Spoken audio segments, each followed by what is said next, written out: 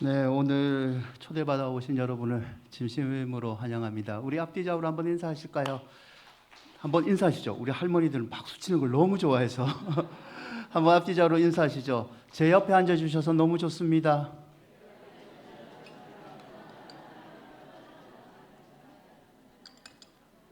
네. 여러분, 해밍웨이의 소설 가운데 노인과 바다라는 소설이 있어요. 나이든 오브 산티아고가 주인공인데요. 이 산티아고가 84일째 고기를 잡지 못합니다. 이 85일 되는 날에 먼 바다를 나가게 되고요. 그리고 마침내 청새치 한 마리를 잡게 됩니다.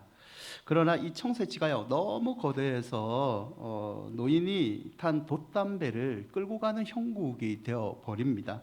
이틀 동안 노인은 자기 몸으로 그물을 지탱한 채 이 청새치에 끌려가고 있었죠. 근데 이틀쯤 되니까 이 고독한 바다에서 자기가 보는 것은 청새치뿐이니까 이 청새치를 형제라고 부르게 됩니다. 3일째 남은 힘을 다해서 이제 지친 청새치를 작사를 가지고 던져 잡습니다. 너무 기뻤죠. 마침내 이 기나긴 싸움이 끝났고 항구로 돌아가면 청새치를 팔아서 내가 가족들과 좋은 시간을 보내야겠다라고 생각을 합니다. 그런데 청새치를 작살로 찔렀을 때 이 고기에서 피가 흐르잖아요. 이 피 냄새를 맡고 상어떼가 다가옵니다. 노인은 몇 차례 싸움 끝에 겨우겨우 이 상어를 물리치죠. 그리고 이 항구로 돌아왔는데 노인의 곁에는요 머리와 뼈만 앙상한 이 청새치가 남았다는 되게 허무한 소설입니다. 이 허밍웨이의 노인과 바다라는 소설은요 이 단순한 어부와 청새치 고기 이 얘기인데요. 인류에게 특히 여러 사람들에게 삶은 무엇인지 어떤 삶이 만족하는 삶인가라는 고민을 던지게 됩니다. 여러분 인생의 목적이 뭐세요? 목적이 뭔 것 같아요? 돈, 건강, 행복, 아직까지 행복, 그리고 사랑이라고 말은 하죠. 근데 제가 뭐 위층보다는 밑층이 지금 연세가 많으셔서 밑에 계신 분들이 집에 있는 영광과 사랑하십니까? 지금 의리로 살고 계시잖아요. 예. 이 사람들은요 사실 인생의 목적을 명확하게 말하지는 못합니다. 근데 분명한 거는 이 땅에서 우리가 소중히 여기는 거를 이 세상을 떠날 때는 가지고 갈 수 없다는 거죠. 아무리 돈이 많아도 그거 어떻게 다 싸들고 가요? 그렇기에 사람들은 충족할 수 있는 무언가에 끊임없이 찾고자 치열하게 살고 있습니다. 여러분 삶은 무엇인가? 라고 물으면 대부분의 사람들 중에 이런 명쾌한 답을 내는 사람도 있어요. 삶이라는 것은 만납니다. 태어나서 부모를 만나고 형제를 만나고 친구를 만나고 그리고 시간이 지나면 남편과 아내를 만나고 또 자녀를 만나고 손주를 만나는 그런 만남이 삶이다라고 얘기하죠. 맞습니다. 특히 누구를 만나냐에 따라서 인생의 결이 달라지기도 하죠. 행복과 불행, 이 만남이 좌우합니다. 누가복음 5장, 오늘 여러분이 읽은 이 누가복음이란 성경의 5장 3절에 보면 베드로란 사람이 나와요. 이 베드로란 사람은 어부입니다. 베드로는 이 평소처럼 고기를 잡으러 나갔습니다. 근데 그날 이 베테랑 어부가 고기를 잡아 나가는데 밤새 한 마리도 못 잡습니다. 이 낙심이 됐죠. 그때 낙심한 베드로에 한 사람이 찾아옵니다. 이 5장 4절을 보시면 예수님이라는 사람이 찾아와서요. 이 고기를 못 잡은 베드로에게 이런 말을 합니다. 깊은 데로 가서 그물을 내려 고기를 잡으라. 제가 이거 표준말을 못 쓰는 말로 얘기를 했죠. 베드로의 직업이 뭐라고 했습니까? 어부라고 했죠. 이 어부인 베드로가 밤새 고기를 잡았나요? 못 잡았나요? 못 잡았습니다. 베드로는요 갈릴리 바닷가에서 거의 잔뼈가 굳은 이 물고기 잡기로는 1등입니다. 1등. 그런 사람이 물고기를 못 잡았습니다. 그런데 갑자기 나타난 이 예수라는 젊은이가 얘기하기를 깊은 데로 가서 그물을 내려 고기를 잡으라. 어부로서의 상식과 경험에 비추어서는요, 이거는 이해할 수 없는 겁니다. 그런데 이 베드로가 어떻게 했는 줄 아십니까? 5장 5절을 보시면 말씀에 의지하여 내가 그물을 내렸나이다. 예수님을 하나님 신이라고 생각해서 받아들였는지 아니면 믿자의 본전이다, 그냥 한 번 더 나가보자 생각했는지, 어쨌든 베드로는 예수라는 젊은이의 말에 순종을 합니다. 그 결과가 어떻게 됐느냐? 5장 6절에 보면 고기를 잡은 것이 심이 많아 그물이 찢어지는 만선의 축복을 받습니다. 여러분, 오늘 이 본문에는요, 베드로가 밤새 잡아서 고기를 못 잡아 돌았다는 빈배, 노인과 바다에서 노인이 돌아왔을 때 그 뼈만 남은 고기, 머리만 남은 고기를 갖고 왔던 그 빈배, 그 빈배가 마치 오늘날 인생을 살면서 슬픈 채 살아가는 우리의 모습은 아닐까라는 생각을 해봅니다. 여러분, 쉬지 않고 밤낮 일하셨죠. 여러분 평생에 우리 어르신들 자녀들을 위해서 누구보다도 열심히 사셨잖아요. 나는 못 먹어도 내 자녀들한테는 귀한 것 먹이고 귀한 것 입히고, 그렇게 지금은 또 손주들에게 내가 못 가진 거 손주들 사주기 위해서 평생 노력하시는 게 우리의 모습 아닙니까? 그런데 열심히 일한 우리 옆에는 뭐가 남아있나요? 뭐가 남아있죠? 약이 점점 늘어나고 있습니다. 영양제부터 시작해서 이놈의 세상에는 약이 왜 그렇게 많은지. 맞죠? 아침에 일어나서 여러분들 제일 많이 하시는 게 자녀들이 적어준 약봉지 하나하나 꺼내서 먹는 거잖아요. 그리고 옆에는 뭐가 남아있습니까? 대출금, 빚만 늘어났습니다. 그리고 어느 순간 이제 세월이 지났다고 나를 무시하는 그런 사람들만 남아있을 뿐이죠. 사랑하는 여러분, 어떤 사람은요, 인생이라는 것은 밥만 먹다가 죽는 게 인생이다 라고 말하는 사람이 있습니다. 저는 어느 정도 동감을 합니다. 삼킬듯이 허겁지겁 먹다가 종국에는 지치고 늙고 병들고 그렇게 죽는 게 인생 아닙니까? 제 친구 중에 이제 전 부산이 고향인데요, 부산에서 같이 서울로 상경한 촌놈 한 명이 있습니다. 이 친구가 수십 년 전에 그 아산병원이라고 아시죠? 아산병원에 이제 직원으로 취업을 했어요. 아산병원에 이 젊은 나이에 취업을 했을 때 첫 배치받은 부서가 장례식장입니다. 그래서 한 6개월 취업하고 지났는데 저한테 전화가 온 거예요. 난 며칠 동안 죽는 줄 알았다 그러는 거예요. 제가 지금 나름대로 표준말을 쓴 거예요. 앞에 이런 것도 들어가 있는데 목사가 이제 은혜를 받았기 때문에 그런 말은 쓸 수 없고, 막 화를 내면서 자기 죽는 줄 알았대요. 왜 그러냐 하니까 이 아산병원의 수의보는 장례식장인 거 아시죠? 엄청 바빴대요. 엄청 바빴는데 이 3일 동안 누구 장례식이 있었냐면 아산병원의 이 소유주 가족 왕 회장님이 돌아가셨던 거예요. 고 정주영 회장님. 그분 장례식을 치르니까 정치 경제부터 시작해서 기자들 오고 난리가 났던 거예요. 그래서 저한테 이제 다 끝난 다음에 얘기를 하는 거예요. 야, 왕 회장님 장례식 끝내주더라. 간을 씌우는 포 같은 거 있죠. 포에 금을 뿌리더라 이러는 거예요. 너무 좋죠. 그러면서 나중에 무슨 말을 하냐면, 그런데 금 뿌리는 포를 쓰면 뭐하냐, 가난한 사람이나 부자나 결국은 간 한 칸이다, 한 칸. 다 똑같더라. 여러분, 우리 인생은요, 어떻게 보면 다 결국 죽음 한 칸, 한 평에 묵히는 인생 아니겠습니까? 그래서 인생을 만족하게 살려면요, 만남이 중요합니다. 한 남자가 사랑하는 여인에게 보석을 주기 위해서 귀금속 상인을 찾아갑니다. 상인에게 얘기해요. 나는 특별한 보석을 원합니다. 내 사랑하는 여인에게 주기 위한 보석을 찾고 있습니다.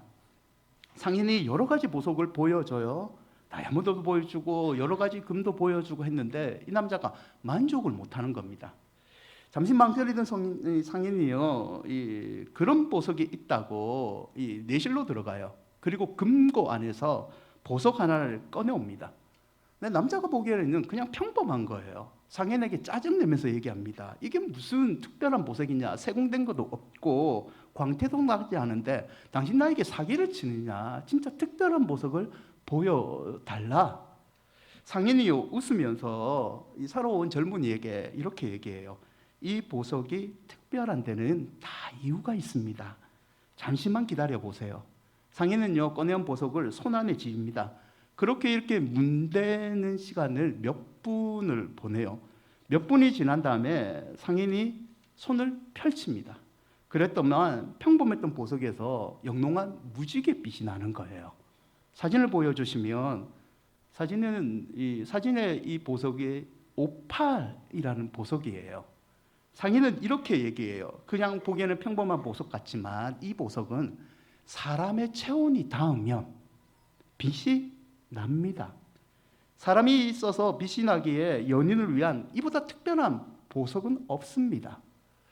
여러분, 오팔이라는 보석이 사람의 체온을 만났을 때 빛을 나는 것처럼 우리 사람도요, 예수님이 나는 특별한 분을 만났을 때 인생이 빛이 나게 됩니다. 오늘 우리 큰은혜 교회가 여러분을 초청한 이유가 여기에 있는데요. 바로 이 특별한 분, 예수님과의 만남을 주선하기 위해서이죠. 그러면 어떻게 예수님과의 만남을 우리는 할 수 있을까요? 여러분, 인생이 잘 될 때는요, 누구나 충고를 듣지 않습니다. 만약에 베드로가 물고기를 많이 잡았으면 그 어부가 예수님이 찾아왔을 때 그 말 듣지 않았겠죠. 나 바쁩니다. 이 잡은 물고기 팔러 가야 됩니다. 얘기했겠죠. 하지만 그가 빈배로 돌아왔기 때문에 예수님의 말을 들었던 거죠.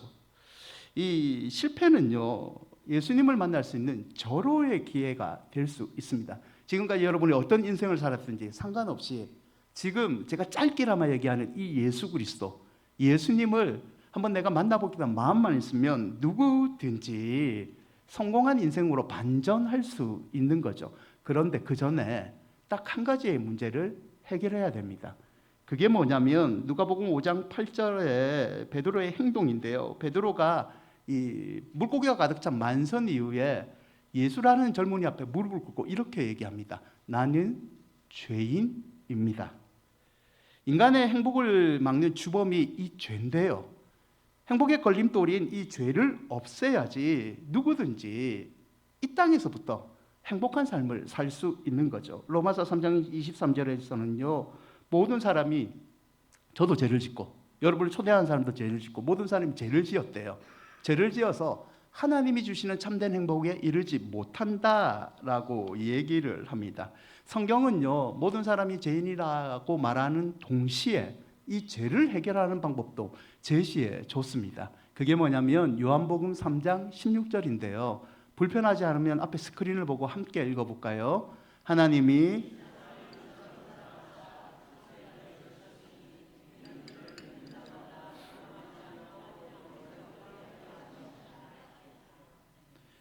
우리가 교회에 출석하고 예수를 믿는 이유를 딱 한 가지만 꼽으라면요, 죄 문제 해결하기 위해서입니다. 마음의 평안 좋습니다. 내 기도 이루어진 것도 좋습니다. 그 전에 내 인생을 그렇게 괴롭히는 이 죄라는 놈을 없애기 위해서 저도 그리고 여러분을 초청한 분도 이 예수님을 믿는 거죠. 여러분, 예수님을 만나면요, 죄라는 문제를 해결할 수 있습니다. 또한 놀라운 삶이 펼쳐지는데요. 한 세 가지만 간략하게 소개해 드릴게요. 첫째는요, 마음이 행복해집니다. 사람은 아무리 잘 살아도 마음이 편하지 않으면 지옥이라는 게라고 얘기하잖아요. 저도 이제 어떤 분은 저한테 70세라고 얘기하는데, 제가 이제 목사이기 때문에 폭력은 쓰지 않습니다. 이 50대 초반인데요. 50 살아오면서 인생에서 고난을 몇 번 겪었던 것 같아요. 그래서 우연히 겹쳐온다, 그런 거는 한 3번 겪어봤던 것 같아요. 왜 정신 못 차릴 정도로 안 좋은 일이 터지는 거 있죠. 마음에 근심을 쌓이면요, 사람들은 얼마나 힘든지 뼈가 마른다라는 표현을 씁니다. 얼마나 불안했으면 여러분 지나가던 돌덩이에다가 비는 게 사람 아닙니까? 우리나라에서 유명하던 지리산과 설악산 가시면 곳곳에 돌탑이 있죠. 돌탑. 끄떡이시는 분은 아마 돌멩이 몇 개 놓고 오신 분들일 거예요. 그만큼 인생이 힘든 거죠. 이번 지난해 우리나라에 자살로 사망한 사망자가요 13년 만에 최다를 기록합니다. 이 통계청이 발표한 2024년도 사망 원인 통계에 따르면요 스스로 안타깝게 목숨을 끊은 사람이 14,872명입니다. 이게 23년보다 6.4% 증가한 거, 이렇게 하면 잘 모르겠죠. 하루에 40명이 스스로 목숨을 끊었습니다. 연령 구조 차이를 비교한 이 앞에 있는 표인데요. 연령 표준화 자살률이라면 10만 명당 26명 이 목숨을 끊었고요. OECD라고 들어보셨죠? OECD의 평균 10명보다 2.4배가 많은 자살률 1위 나라가 안타깝게도 대한민국입니다. 근데 이 표를 보면서 전문가들이 더 심각하게 보는 게 하나 있는데요. 그게 뭐냐면 표 중간에 보시면 40에서 49라는 게 보이실 거예요. 이 40대예요, 40대. 여러분들 자녀들 나이. 이 40세에 목숨을 끊는 이 자살의 증가율이요, 계속 늘어나고 있다는 겁니다. 사회를 바쳐야 될 사회 경제적 허리를 지탱하는 세대, 이 세대가 부모도 복양해야 되고 자녀도 보살펴야 되고 너무 힘드니까 스스로 목숨을 끊는 거죠. 단순히 정신이 약해서 그렇다, 이 정신적인 문제가 아니라는 겁니다. 삶이 그만큼 힘든 거죠. 마음이 힘든 거죠. 그런데 여러분, 성경은 이 인생의 짐을 예수님이 함께 지고 가기 때문에 예수님을 만나면 마음이 평안해진다라고 얘기합니다. 두 번째는 어떤 일이 생기냐면 좋은 일이 생깁니다. 일이 잘 풀린다, 저희는 형통하다라는 표현을 쓰는데요. 예수를 믿으면 좋은 일이 생기게 됩니다. 시간이 조금 걸릴 수는 있지만 내 인생에 꼬여 있는 것들, 이 가족과의 불편한 관계들, 내 경제적인 문제, 건강의 문제, 이 꼬여 있던 마음의 불편한 것들이 시간이 지나지만 예수님을 믿으면 술술 풀리게 된다라고 얘기를 하죠. 어떤 분들은 열심히 살아도 자꾸 어려울만 생기는 분들이 있어요. 저도 뭐 그런 인생들 겪어봤고 제 주변에도 그런 인생들이 있죠. 공부를 반에서 1등하고 전교에 몇 등 하는 이 청년이 있었는데요. 30살이 되도록 교사가 너무 되고 싶었는데 교사가 못 된 거예요. 그냥 모의 시험을 치면 거의 합격을 넘는 친구인데 이 임용고시를 치는 날 꼭 배탈이 나고 두통이 생기고 그렇게 한 6, 7번을 떨어진 친구도 봤습니다. 모든 게 뭐 꼬이는, 착하고 성실하게 살았는데 너무 힘든 일이 겹쳐 생기는 경우가 있죠. 더 큰 문제는 왜 이런 일이 생기는지 이해할 수 없는 겁니다. 그러면 그냥 미쳐 사는 거죠. 왜 이럴까? 노력하지 않을까라고 생각할 수 있지만 성경은요, 이런 불행이 생기는 이유 가운데 하나가 마귀와 귀신 때문이라고 얘기를 합니다. 그런데 예수 믿으면요, 이 마귀와 귀신의 문제도 해결할 수 있다고 성경은 분명히 얘기합니다. 요한일서 3장 8절을 보면요, 하나님의 아들 예수님인데요, 예수님이 나타난 것은 마귀의 일을 없애버리기 위해서이다. 예수를 믿으면요, 하나님의 자녀가 돼서 귀신과 악습 저주로부터 자유로운 삶을 살 수 있게 되죠. 그렇게 얘기하시는 분 있죠. 속으로 저 앞에 목사 사기친다, 교회 다니면 맨날 교회 오라고 매이는 거 아니냐라고 생각할 수도 있습니다. 제가 충분히 이해할 수 있는 게 제 주변에 그런 사람들 많았기 때문에. 하지만요, 예수를 믿으면 매이는 것 같지만 사실은 자유롭게 살 수 있습니다. 귀신과 팔자, 악습, 묶여있던 모든 걸부터 풀어나 자유로운 삶을 살 수 있는 거죠. 그리고 세 번째 좋은 일은요, 바로 죽음의 공포를 이길 수 있는 겁니다. 누가 뭐래도 인생의 최대의 공포는 죽음 아닙니까? 누구나 피해갈 수 없는 게 죽음입니다. 그러나 예수를 믿으면요, 이 죽음의 공포를 이길 수 있습니다. 요한복음 5장 24절인데요. 내가 진실로 진실로 너희에게 이르노니 예수님을 믿는 자는 영생을 얻었고 심판에 이르지 않으며 사망에서 생명으로 옮겨지니라. 이 땅에서 장례식은 치루죠. 치루지만 거기서 끝나는 것이 아니라 후에 다시 예수님과 살아나서 천국에서 영원한 삶을 산다는 겁니다. 여러분, 저는 목사인데요, 이 교회 다니시는 분은 목사님이라고 하지만 이 믿음, 신앙생활 안 하는 사람들은 목사라는 직업을 가진 사람입니다. 목사라는 직업을 가졌기 때문에 이 각종 이 경조사에 참석을 합니다. 어제는요, 두절미가 결혼하는 결혼식에 주례를 했습니다. 이 주례도 하고요. 아이가 태어났을 때는 아기를 위한 축복 기도도 해줍니다. 요즘은 잘 가지는 않는데요. 예전에는 돌잔치를 인도도 했습니다. 그래서 어떤 집에서는 사회자로 없으면 제가 돈 잡을래, 뭐 잡을래 이런 것도 했던 사람입니다. 그리고 목사가 꼭 가야 되는 것 중에 하나가 죽음, 장례식도 제가 인도합니다. 출산을 할 때 간 앞에 손주들이 거의 다 들죠. 영정사진 들잖아요. 그 앞에 목사가 성경책을 들고 앞에 간을 인도합니다. 근데 인도를 할 때요, 장례식장에서 기독교 교회 다니는 사람들은 노래를 불러요. 저희들은 찬송이라 하는데, 찬송을 노래를 부르는 종교는, 초상집에서 노래 부르는 종교는 기독교밖에 없습니다. 왜 그럴까요? 기독교는요, 장례식의 죽음을 영결이라고 하지 않습니다. 영원한 이별. 영결이 아니라 환송이라고 얘기를 합니다. 어디에 환송하느냐? 천국에. 예수님을 믿으면 지금은 육신의 몸이 흙으로 돌아가지만 언젠가는 다시 살아나서 천국에서 내 사랑하는 아버지, 어머니, 내 가족, 내 친구 다시 만날 수 있기 때문에 저희들은 환송, 천국으로 환송해 드린다라고 얘기를 합니다. 여러분, 예수님을 만나면요, 이렇듯 죽음의 공포를 이길 수 있습니다. 이 말을 좀 정리하고자 하는데요. 앞에 뮤지컬 배우 서진욱 씨가 불렀던 첫 번째 노래, 지금 이 순간이라는 뮤지컬의 한 곡인데요. 이 곡의 가사에 이런 가사가 있어요.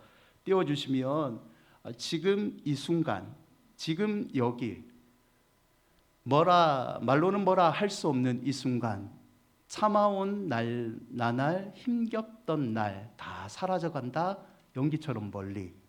지금 이 순간 마법처럼 날 묶어왔던 사슬을 벗어 던진다. 지금 내겐 확신만 있을 뿐 남은 건 이젠 승리뿐.